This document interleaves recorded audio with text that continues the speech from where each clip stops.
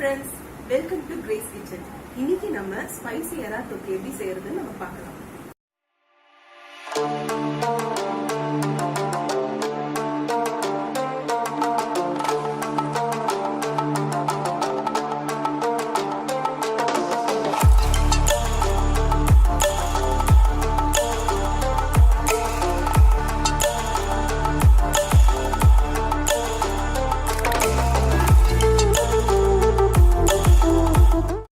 Spicy எறா தொக்குக்கு தேவையான பொருட்கள்: வெங்காயத்தாள் இந்த மாதிரி ஒரு 7 எடுத்துப்போம் இதே சைஸில், 2 தக்காளி, ஒரு கொடமிளகா, 2 இனுக்கு கருவேப்பிலை, 2 பச்சை மிளகா, ஒரு 1/2 கிலோ எறா இந்த மாதிரி மஞ்சள் உப்பு போட்டு க்ளீன் பண்ணி எடுத்துக்கோங்க. அப்புறம் பூண்டு விழுது 1 டேபிள் ஸ்பூன், இஞ்சி விழுது 1 டேபிள் ஸ்பூன், மிளகுத்தூள் 1 டீஸ்பூன், குழம்பு மிளகாத்தூள் பார்த்தீங்கன்னா 1/2 டேபிள் ஸ்பூன் எடுத்துக்கணும்.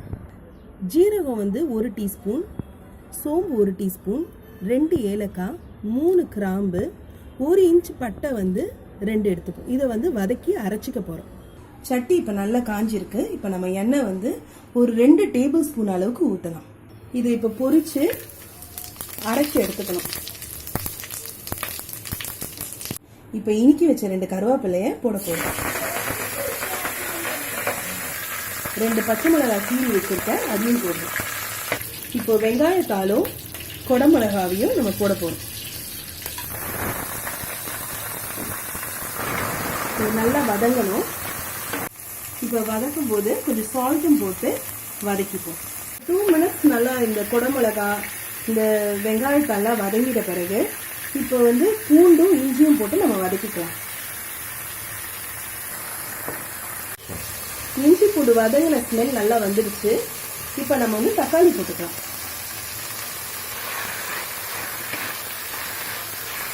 இப்போ தக்காளியும் நல்லா ஹாஃப் குக் ஆயிடுச்சு.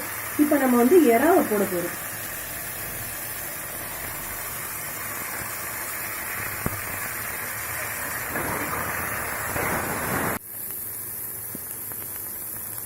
இப்போ எறாவும் ஒரு பாதி அளவுக்கு குக் ஆயிருக்கு. அப்போ நம்ம என்ன பண்ணணும், குழம்பு மிளகாத்தூளை போட போறோம். போட்டு நல்லா இப்படி மிக்ஸ் பண்ணிக்கணும்.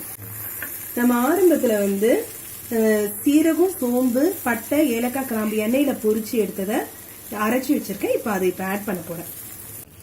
நடுவில் கொஞ்சம் எண்ணெய் தேவைப்பட்டதுன்னா நம்ம தேவையான அளவுக்கு கொஞ்சம் ஊத்திட்டு வதக்கிக்கலாம்.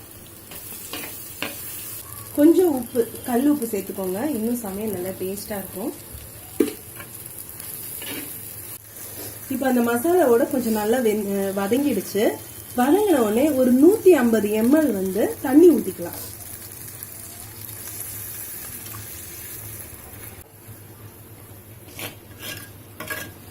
இப்போ குழம்பு மிளகாத்தூள் பாத்தீங்கன்னா நான் 1.5 டேபிள் ஸ்பூன் போட்டிருக்கேன்.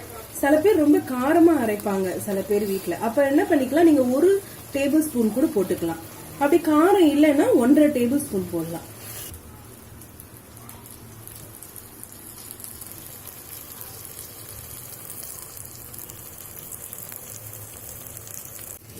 இப்போ நம்ம ஊத்துன தண்ணி எல்லாம் நல்லா ட்ரை ஆயிடுச்சு. எறாவும் நல்லா குக் ஆயிடுச்சு. நல்லா திக்கா இருக்கு பாருங்க கிரேவி.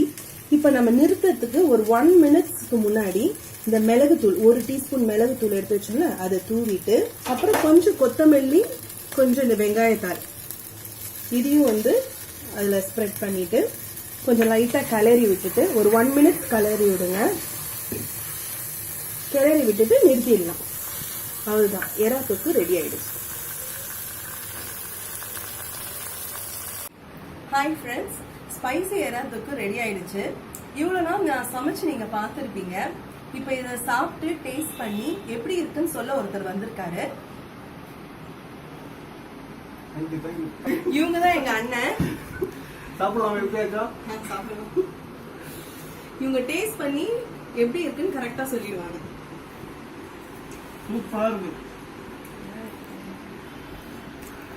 பாருங்க, பிரான்ஸ் செம்மையா வெந்திருக்கு.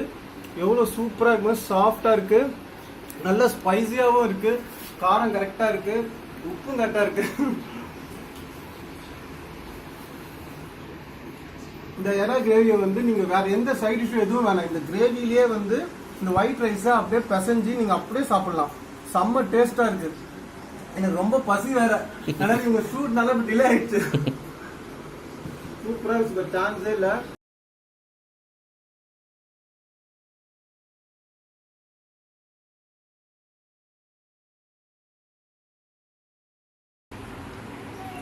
ரொம்ப பிடிக்கும் ப்ரான்லாம் எனக்கு.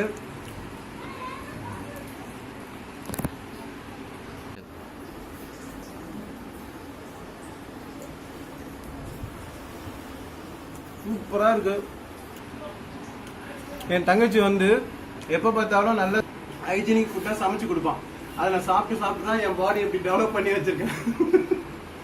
இதே மாதிரி இந்த கிரேஸ் கிச்சனை நீங்க பார்த்து ஹெல்த்தியான இந்த நியூட்ரிஷனான ஃபுட்டை நீங்க சாப்பிட்டீங்கன்னா என்ன மாதிரியே நீங்க பைசெப்ஸ் ஆர்ம்ஸ்லாம் நல்லா டெவலப் பண்ணி வச்சுக்கலாம். சரியா? நீங்க இந்த கிரேஸ் கிச்சனை ரெகுலரா பாருங்க. இதை லைக் பண்ணுங்க. வியூவர்ஸ் எல்லாருமே வந்து சப்ஸ்கிரைப் பட்டன் கிளிக் பண்ணுங்க, பெல்ல கிளிக் பண்ணுங்க, லைக் பண்ணுங்க, ஷேர் பண்ணுங்க. Okay, bye friends.